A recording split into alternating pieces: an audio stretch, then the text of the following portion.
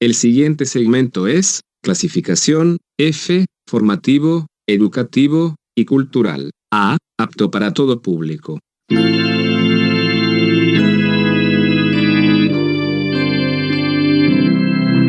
Bienvenido a Hora de Estudio Bíblico con nuestro maestro el Dr. Lehman Strauss.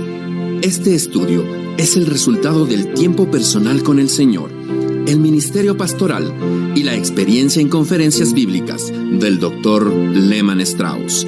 Él nos instruye y alienta con la enseñanza de la palabra de Dios. Ahora, el Dr. Strauss.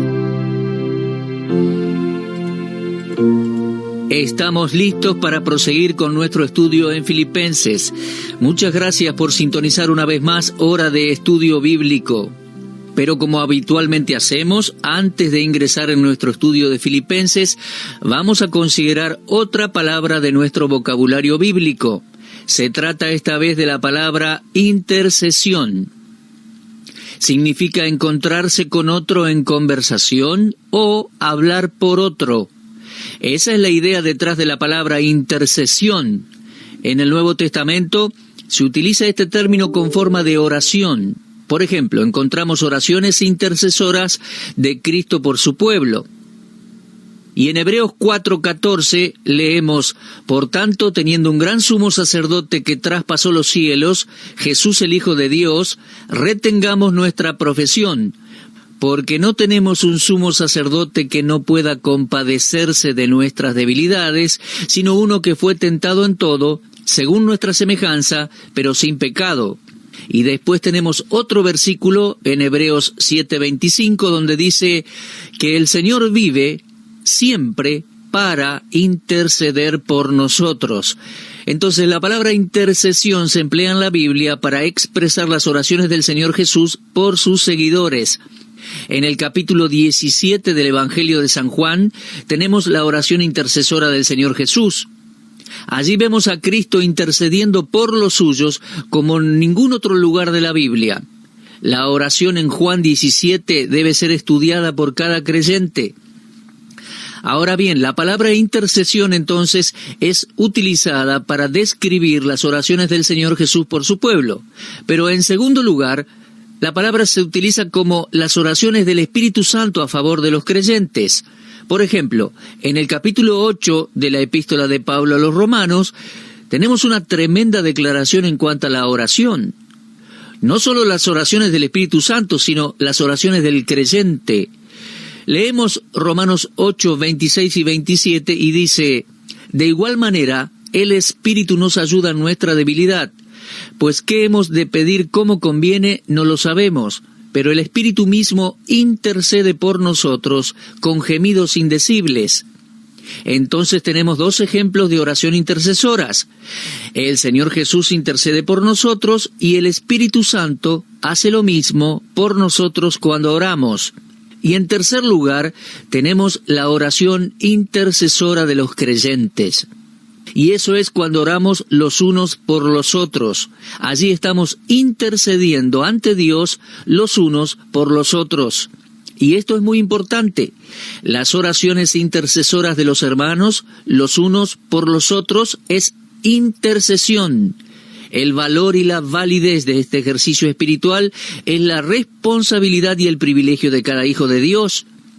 Es más, se nos exhorta en el Nuevo Testamento a orar los unos por los otros. Lo leemos en Colosenses 1, además en 2 Tesalonicenses 3:1, en 1 Timoteo 2, 1 al 14. Lea esos versículos, mi amigo, ya que son de suma importancia para la vida de oración de un hijo de Dios. La oración, entonces, da la idea de orar a favor de otros, interceder por otros. Y a propósito, amigos, cada uno de nosotros tenemos que apartar un momento en el día para orar por otros. Muchas veces en realidad nuestras oraciones son egoístas. Cuando oramos, por lo general oramos por las cosas que creemos que necesitamos o las que queremos, o si no oramos por aquellos que están muy cerca nuestros seres queridos. Pero sería un buen ejercicio espiritual para todos los creyentes tener un tiempo de oración por otros. interceder por otros y sus necesidades. Bueno, hasta aquí con la consideración de la palabra intercesión, hasta aquí con la consideración del vocabulario bíblico para hoy. Ahora sí, por favor, abra su Biblia en la epístola a los Filipenses y vamos a ingresar en el capítulo 3. Allí vamos a comenzar una nueva sección de la carta, pero antes, como siempre, vamos a orar. Amado Padre, estamos muy agradecidos en este día porque el Señor Jesús intercede por nosotros y porque el Espíritu Santo que mora en nosotros también intercede. Con estas dos personas de la Trinidad hablando a nuestro favor, llegamos a ti, Padre, para pedirte tu ayuda al estudiar tu palabra. Te pedimos que podamos aprender una lección hoy y que podamos interceder a diario por nuestros hermanos. Señor, si alguien nos viene a la mente con alguna necesidad espiritual o quizás alguien que no sabemos bien cuál es su necesidad, pero que al venirnos a la mente una persona podamos interceder por ella. Señor, ayúdanos, te pedimos, al estudiar tu palabra y danos alimento para el alma. Te lo pedimos en el nombre del Señor Jesús. Amén. Ingresamos entonces a Filipenses capítulo 3. Permítame leerle los 3 primeros versículos. Por lo demás, hermanos, gozaos en el Señor. A mí no me es molesto el escribiros las mismas cosas, y para vosotros es seguro. Guardaos de los perros, guardaos de los malos obreros, guardaos de los mutiladores del cuerpo. Porque nosotros somos la circuncisión, los que en espíritu servimos a Dios y nos gloriamos en Cristo Jesús, no teniendo confianza en la carne, aunque yo tengo también de qué confiar en la carne.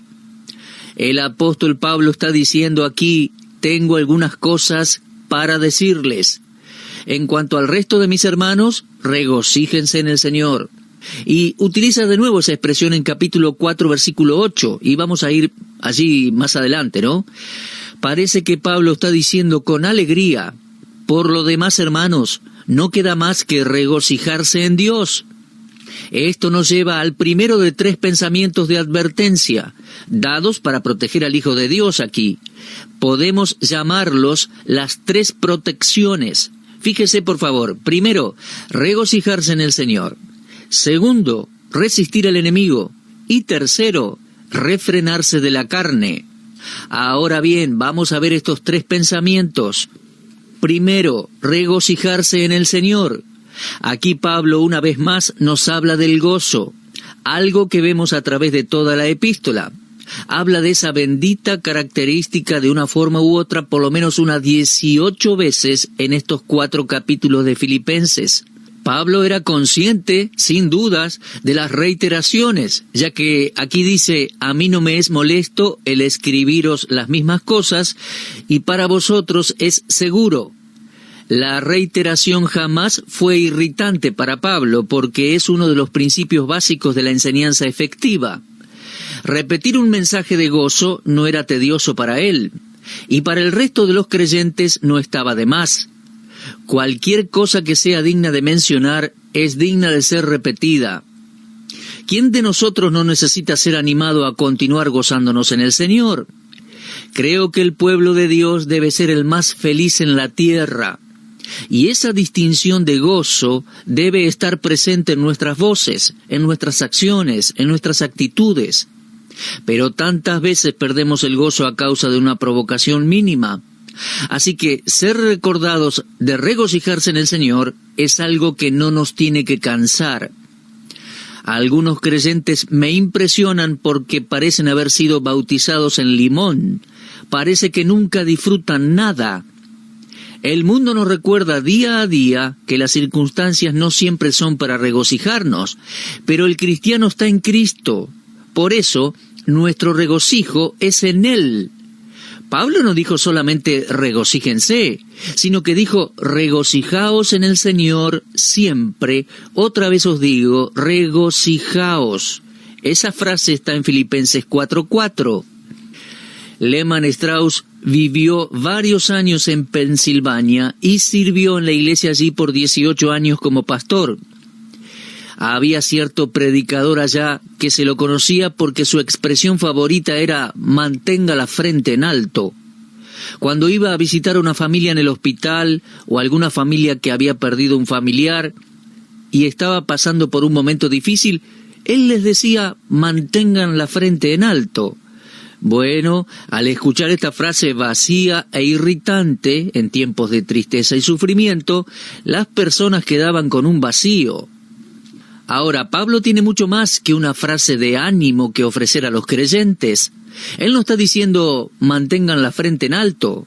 Pablo está diciendo regocíjense en el Señor. Las circunstancias muchas veces no nos llevan a la paz o a alabar a Dios, pero el que confía en Dios puede regocijarse en Él en todo tiempo. Recuerde que el pueblo de Israel estaba pasando por un tiempo miserable cuando Nehemías les recordó, en Nehemías 8:10, el gozo de Jehová es vuestra fuerza. ¿Se da cuenta, amigo? Cuando el gozo caracteriza nuestras vidas, no solo otros son bendecidos, sino que otros se benefician, porque el gozo es contagioso. Creo que las personas más gozosas son las más triunfantes y victoriosas y los que mejor enfrentan los problemas. Ahora, ¿puedo hacerle una pregunta? ¿Está usted en Cristo? Fíjese que Pablo dice en el versículo 1 del capítulo 3, por lo demás, hermanos, gozaos en el Señor. Yo le pregunto, ¿está usted en el Señor, en Cristo? Estar en Cristo significa haberle recibido como Salvador, ser salvo, haber nacido de nuevo. Ahora, esa expresión, en Cristo, indica la posición del cristiano. En el momento en el cual uno nace de nuevo, pasa a estar posicionalmente en Cristo. Ahora, si usted es salvo, si es un hijo de Dios, Pablo le dice, regocíjese en el Señor. Tal como lo leemos, y lo leemos de nuevo en Filipenses 4:4. Regocijaos en el Señor siempre. Otra vez os digo, regocijaos. Recuerde, la fórmula para regocijarse es en el Señor. Para los que estamos en Cristo, Pablo nos dice, regocijaos. El gozo en el corazón es el fruto del Espíritu Santo. Si usted busca Gálatas 5 y lee allí el fruto del Espíritu, encontrará el gozo. Ahora, el verdadero gozo difiere de la alegría mundanal. Ese bendito fruto del Espíritu en el corazón del creyente está presente en todo momento, sea en la pobreza, en la tristeza o cuando uno canta de alegría. Amigos, cultivemos un corazón gozoso en todo momento. Dice allí, por lo demás, hermanos, gozaos en el Señor. A mí no me es molesto el escribiros las mismas cosas, y para vosotros es seguro. Creo que una de las marcas de la verdadera espiritualidad es un corazón gozoso. Ciertamente no es nada refrescante conocer a un creyente que anda con la cara larga, no es de buen testimonio a otros. Tal como acabo de decir, el gozo es contagioso y estar en medio de un grupo de personas que se regocijan en Dios tiene que afectarnos para bien. Tenemos que buscar ser así, regocijarnos en Dios. Ahora bien, en segundo lugar, se nos dice que debemos resistir al enemigo. Recuerde, regocijarnos en el Señor. Número 2, resistir al enemigo. Fíjese por favor la primera palabra en el versículo 2. Dice, guardaos. Pablo nos está diciendo que estemos alertas.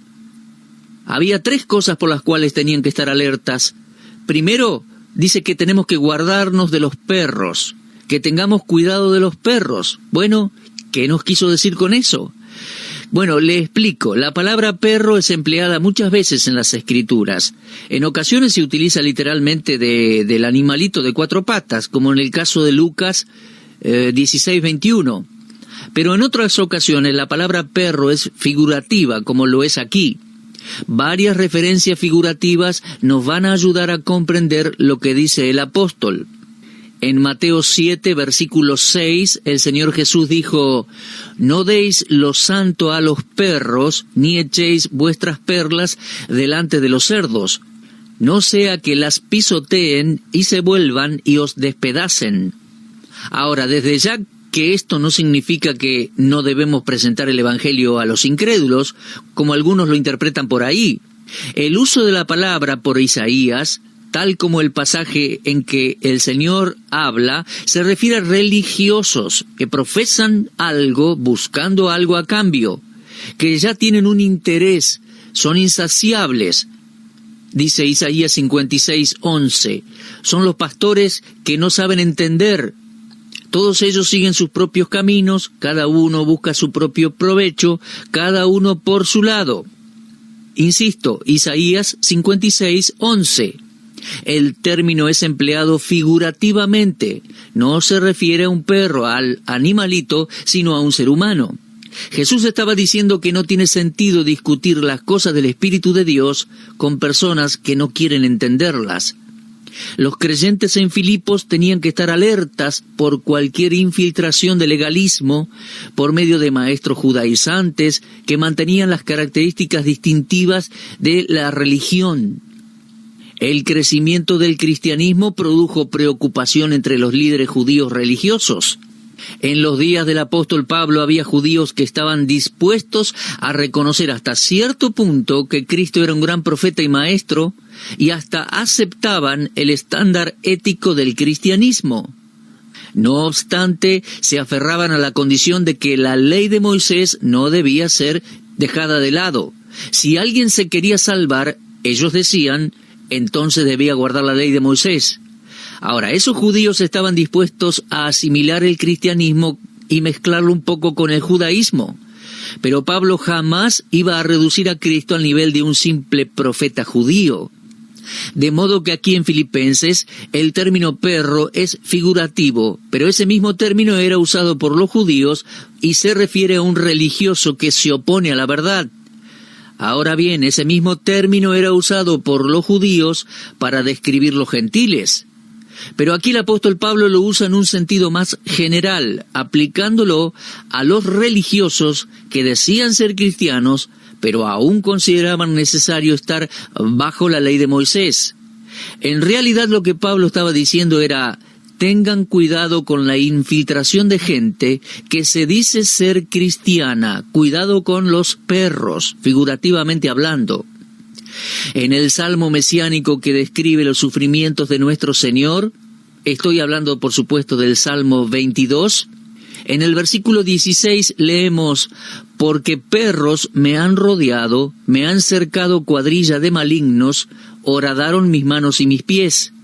Ahora, creo que, al igual que en Jeremías 15:3, la palabra perro es empleada describiendo a personas crueles. En Deuteronomio 23:18, la palabra es asociada con lo profano, lo inmoral. En 2 Pedro 2:22, el escritor inspirado cita Proverbios 26:11 y compara al perro con la persona necia que ama el pecado. Ahora, cuando uno pone todos estos versículos juntos y estos distintos usos juntos, podemos concluir que Pablo estaba dándole una advertencia a la iglesia en Filipos y a todas las iglesias a estar alertas por influencias que puedan debilitar el mensaje del Evangelio y apartar a los convertidos de la verdad. Entonces tenemos que ver este término en Filipenses 3:2 en un sentido figurativo. Guardaos de los perros. En otras palabras, tengan cuidado con la infiltración de enseñadores que no hablan el puro evangelio de la gracia de Dios y que no estén de acuerdo con la palabra de Dios escrita. Se trata de una advertencia muy importante y al verla a la luz de su verdadero significado, debería ponernos en guardia. Hay tantas religiones nuevas y formas nuevas hoy que necesitamos estar constantemente en guardia.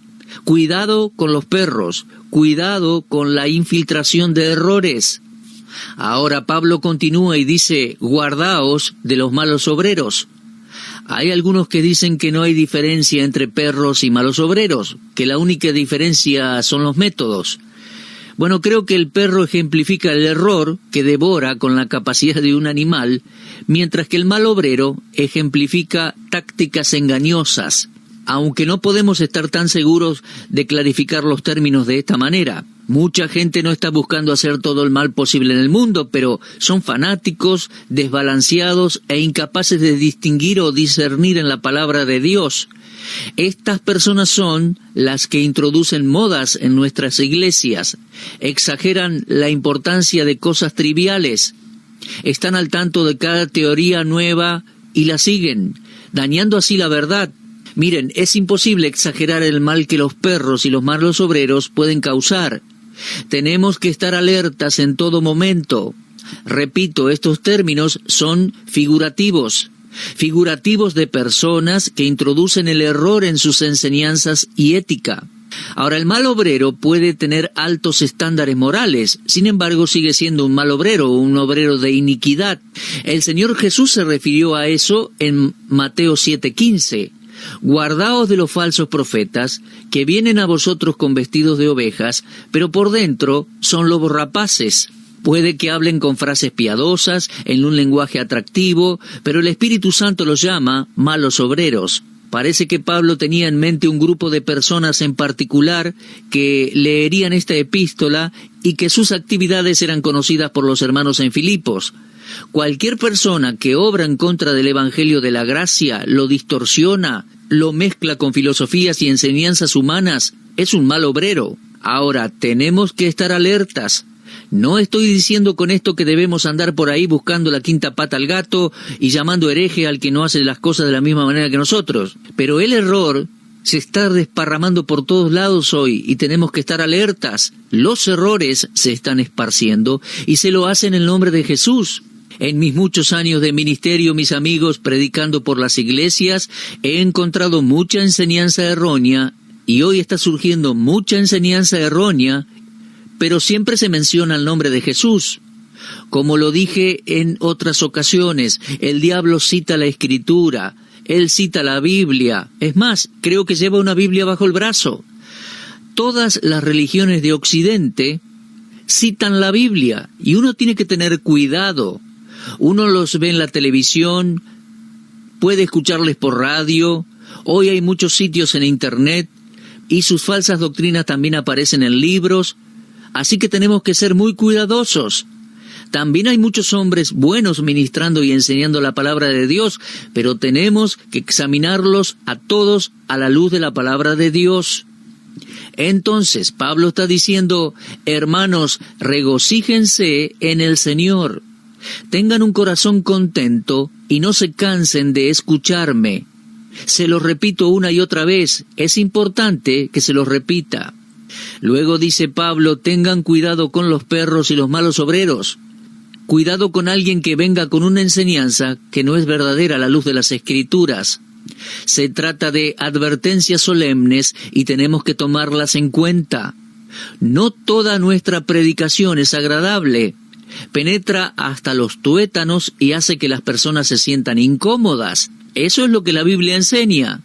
Esto es lo que yo creo y me parece que di suficiente escritura para apoyarlo. Así que tengamos en cuenta esta advertencia del apóstol Pablo. Esta epístola fue escrita bajo inspiración del Espíritu Santo. Así que tenemos que escuchar bien lo que dice y creo que es muy muy importante aún más en nuestros días.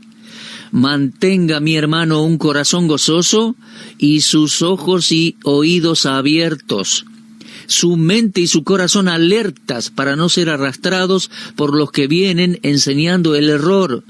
Bueno, veo que se nos ha terminado el tiempo de hoy.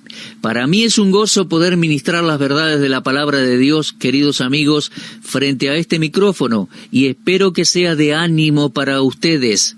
Debemos estar alertas y atentos, debemos discernir, debemos ser como aquellos creyentes en Berea, que examinaban todo lo que se decía a la luz de la palabra de Dios, para ver si las cosas eran así. Bueno, Dios mediante continuaremos con nuestro estudio de Filipenses en nuestro próximo programa. Gracias por acompañarnos. Recuerden por favor leer Filipenses y muy especialmente capítulo 3. Será hasta nuestro próximo encuentro y muchísimas gracias. Usted estuvo escuchando Hora de Estudio Bíblico con el maestro el doctor Lehman Strauss. Si desea escuchar una vez más este mensaje, visite nuestra página en la internet www.bbnradio.org. Le dejamos la invitación para que el día de mañana nos acompañe aquí, en este mismo horario y punto del dial. Hora de Estudio Bíblico es una producción de BBN.